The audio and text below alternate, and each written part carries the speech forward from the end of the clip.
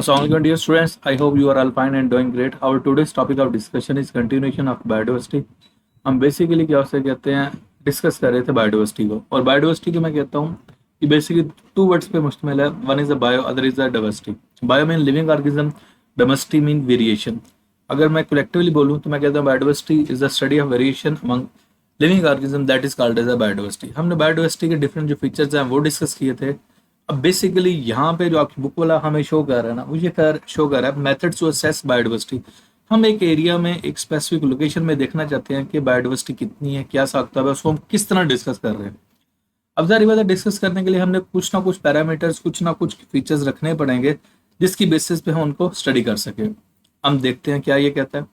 Various methods are employed for assessing the distribution and abundance of organism in an area. कहता है कोई एक specific area, वहाँ पे हम डिस्ट्रीब्यूशन देखने चाहते हैं, in which pattern they are distributed. Either they are, you can say, aggregated, या you can say evenly distributed, और क्या सकते या रैंडम उनकी डिस्ट्रीब्यूशन है. क्लियर. हम इनको देखने चाहते हैं कि आया कि एक एरिया में बहुत ज़्यादा डिस्ट्रीब्यूशन है, बहुत ज़्यादा प्रेजेंट है, या इवन डिस्ट्रीब्यूशन है, या क्या उसे कहते हैं रैंडम डिस्ट्रीब्यूशन है, जनरल. और अबंडेंस भी देखना चाहते हैं कि एक एरिया में कोई एक स्पीशीज के मेंबर कितने अबंडेंट है, कितने ज़्यादा है. क्लियर. अब सबसे पहले जो आता है ना, वो आपको कहता है मेथड्स टू असेस डिस्ट्रीब्यूशन. हम डिस्ट्रीब्यूशन को असेस करना चाहते हैं. असेस मीन टू एनालाइज, उसको हम जांचना चाहते हैं. सबसे पहला जो मेथड है वो कहता है कोऑर्डिनेट सैंपलिंग है. अब कोऑर्डिनेट सैंपलिंग क्या है? It involves dividing the study area into a grid और and sampling within randomly selected areas. इधर देखें, ये कोऑर्डिनेट सैंपलिंग. एक स्पेसिफिक एरिया, वहां पे आपने ये क्या उसे कहते हैं स्पेसिफिक ग्रिड में डिवाइड कर दिया उनको, और फिर आप इसको रैंडमली क्या उसे कहते हैं स्टडी कर लेते हैं, सैम्पलिंग कर लेते हैं. सैम्पलिंग करने से मुराद है कुछ सैंपल यहाँ से ले लिए, कुछ यहाँ से ले लिए, कुछ यहाँ से ले लिए, कुछ यहाँ से ले लिया. कुछ स्पेसिफिक डिफरेंट क्या उसे ग्रिड से, उसके स्पेसिफिक पार्ट से आप क्या करते हो, स्पेसिफिक सैंपल्स ले लेते हो. This method is particularly useful for studying plant population. हम बेसिकली प्लांट पॉपुलेशन को डिस्कस करते हैं इस मेथड के थ्रू. क्यों? प्लांट्स मूव नहीं करते, लोकोमोट नहीं करते, वो अपनी पोजीशन चेंज नहीं करते. And sessile organisms. Basically, there are two terms. One is the motile, other is the sessile. Motile which move, and sessile which do not move. Clear? और ये बेसिकली अगर आप जाए ना क्या उसे कहते हैं ओशंस की डेप्थ में, या क्या उसे कहते हैं रिवर्स की डेप्थ में, वहाँ पे बहुत सारे ऑर्गेनिज्म ऐसे होते हैं जो सेसाइल होते हैं, वो मूव नहीं करते. उनको भी इसी मेथड के थ्रू आप क्या कर सकते हो, डिस्कस कर सकते हो. For example, in a forest researcher might lay out coordinates of fix size, specific size coordinate क्या सेकंड सेट कर लेते हैं, रिकॉर्ड द प्रेजेंस और absence of each plant species. वहाँ पे किसी भी प्लांट की स्पीशीज को वो क्या हो सकते हैं, आया कि वो प्रेजेंट है, आया कि वो एब्सेंट है, उसको स्टडी कर लेते हैं उस कोऑर्डिनेट में. अच्छा, यहाँ पे बार बार एक टर्म बोली जा रही है स्पीशीज स्पीशीज स्पीशीज. क्वेश्चन आता है ये स्पीशीज क्या है. मैं डेफिनेशन बोल देता हूँ, आप इसको नोट डाउन कर लीजिएगा, और अक्सर ये शॉर्ट क्वेश्चन में डेफिनेशन आ जाती है. A species is a group of similar organisms which can interbreed with each other and may produce fertile offspring. ये एग्जैक्ट इसकी most authentic and comprehensive definition है. मैं दोबारा बोलता हूँ, a group of similar organisms which can interbreed with each other and may produce fertile offspring. Clear. एक जैसे organism जो आपस में रिप्रोड्यूस कर सकते हैं, और फर्टाइल ऑफस्प्रिंग. फर्टाइल ऑफस्प्रिंग वो होते हैं जो नस्ल अपनी आगे चला सकते हैं, उसको हम क्या कहते हैं, फर्टाइल ऑफस्प्रिंग. क्लियर. नेक्स्ट है ट्रांजेक्ट सैंपलिंग. Transect sampling. अब ये क्या है, कैसे है, इसको देखते हैं. It involve laying out a line और स्ट्रिप. कहते हैं एक स्पेसिफिक एरिया में क्या करना है, एक लाइन खींच लेना, और उस लाइन के साथ स्पीशीज को स्टडी कर लेना across the study area regarding the species at a regular intervals. Specific कुछ यहाँ से डिस्कस कर लिया, स्टडी कर लिया, फिर कुछ जगह छोड़ के फिर स्टडी कर लिया, फिर कुछ जगह छोड़ के फिर स्टडी कर लिया. तो regular intervals mean interval gap दे के, स्पेस दे के. क्लियर. ये देखो ना, इसने यहाँ पे लाइन बना ली, कुछ यहाँ से स्टडी कर लिया, फिर यहाँ से स्टडी कर लिया, फिर ये गैप छोड़ा, फिर स्टडी कर लिया. फर्स्ट को यहाँ पे लिखा 1 2 3 4 5 6. आप 1 को छोड़ दो, 2 को स्टडी कर लो, 3 को छोड़ दो, 4 को स्टडी कर लो, 5 को छोड़ दो, 6 को स्टडी कर लो, and so on. Clear. Mean certain intervals से आप क्या करते हो, स्टडी करते हो. Okay. This method is effective for studying the distribution of species across environment. Environment में हम इसको डिस्कस करते हैं जो स्पीशीज को. For example, in coastal zone. Coastal zone वो होता है जहाँ पे क्या हो सकते हैं, साले समुद्र जो होता है ना, दैट इज कोस्टल एरिया और coastal zone. A transect can be laid from high tide line to a low tide line.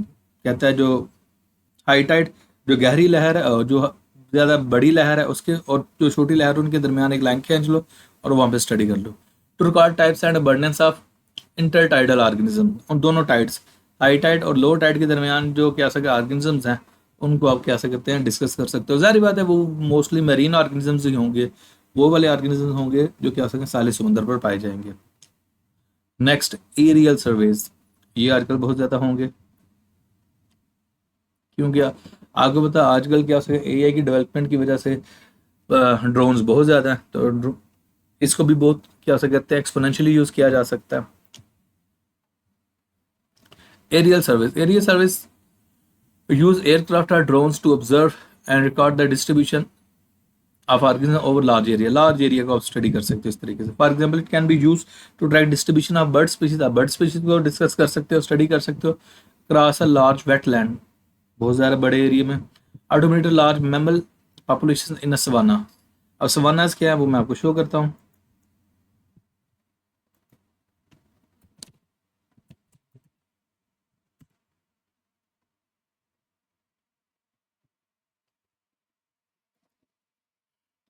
These are the सवानास, जहाँ पे ग्रासलैंड भी होती है और ये वुडी प्लांट्स भी होते हैं। क्लियर, ये सवानास है, ये मैंने शो कर दिया।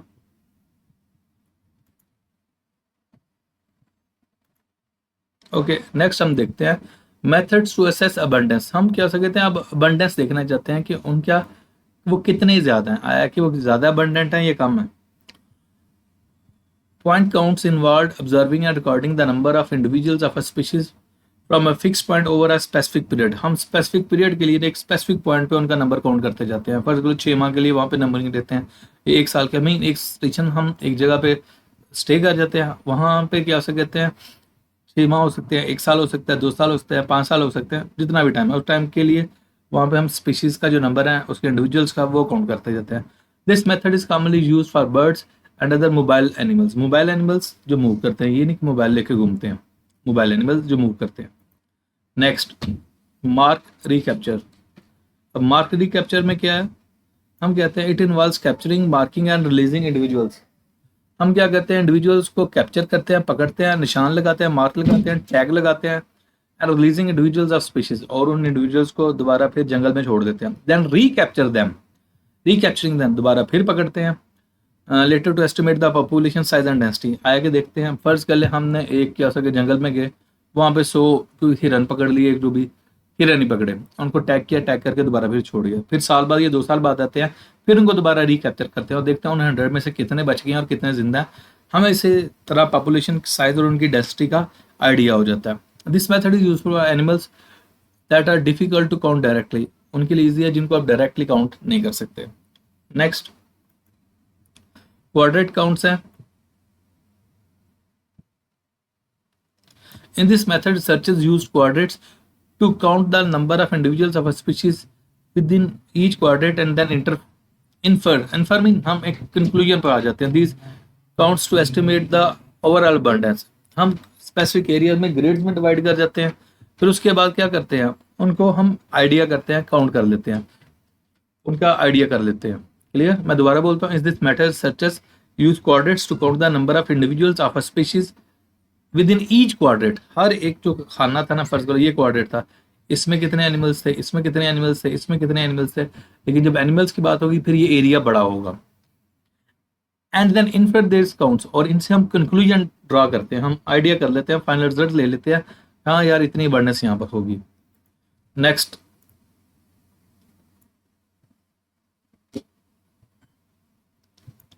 कैप्चर रिकैप्चर मेथड्स, पकड़ना छोड़ना फिर पकड़ना।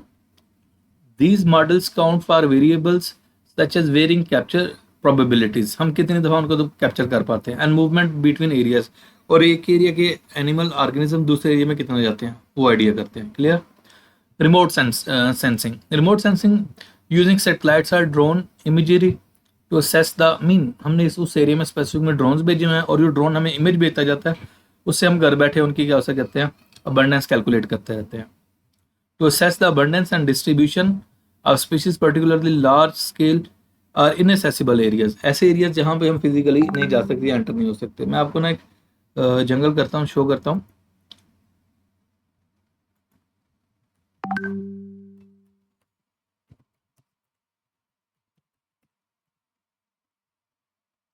ये एक जंगल है जिसे हम अमेजोन फॉरेस्ट कहते हैं, और ये दुनिया का सबसे क्या उसे कहते हैं बड़ा जंगल है तकरीबन। और कहा जाता है कि अभी तक हम जितने एनिमल्स और प्लांट्स को डिस्कवर कर चुके हैं ना, अभी तक हम कंप्लीट नहीं डिस्कवर किया। कहते हैं हमने 5 to 10% डिस्कवर किया या 20% डिस्कवर किया है। बाकी जितने प्लांट्स और एनिमल्स हैं येट नीड टू डिस्कवर।